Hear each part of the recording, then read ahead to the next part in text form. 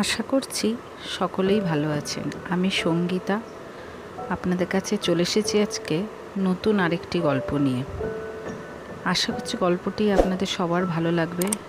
যারা আমার ভিডিওগুলি শুনছেন তাদের সকলকে অসংখ্য ধন্যবাদ যে তারা তাদের মূল্যবান সময় নিয়ে আমার ভিডিওগুলি দেখছেন এবং শুনছেন।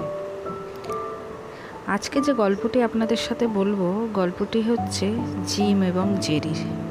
জিম এবং জেরি ছেলেবেলার বন্ধু, কিন্তু কোনো কারণে তাদের মধ্যে সম্পর্ক খারাপ হয়ে যায় এবং তারা 25 বছর ধরে কেউ কারোর সাথে কথা বলেনি।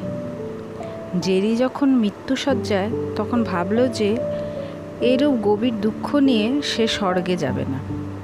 সে জিমকে ডেকে নিয়ে মাপ চেয়ে নিয়ে বলল, এসো আমরা পরস্পরকে ক্ষমা করি এবং অতীতকে ভুলে যাই। জিম ভাবল মন্দ প্রস্তাব নয়।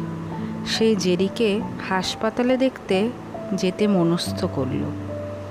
25 বৎসর না দেখার পর নিজেদের তারা মনোমালিন্য মিটিয়ে নিল এবং ঘন্টা 2 তারা একসাথে কাটালো।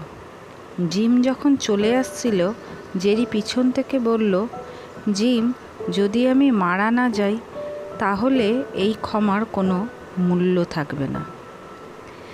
জীবন বিদ্বেষ পোষণ করার মতো দীর্ঘ নয়, তাই বিদ্বেষ পোষণ কেবল অর্থহীন। মনটাকে জঞ্জাল সংগ্রহণকারী হতে দেবেন না। অনেকে বলেন আমি ক্ষমা করছি কিন্তু আমি ভুলব না, ফলে মনে অনেক জঞ্জাল জমে ওঠে। যখন কেউ ক্ষমা করতে চায় না, সে তখন মনের দরজা বন্ধ করে দেয়, যে দরজা একদিন হয়তো খুলতেও হতে পারে।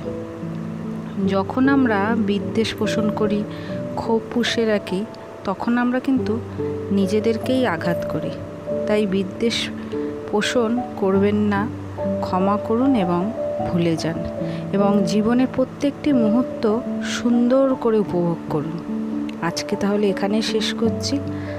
খুব তাড়াতাড়ি আসবো আবার আপনাদের কাছে নতুন আরেকটি গল্প নিয়ে। ধন্যবাদ।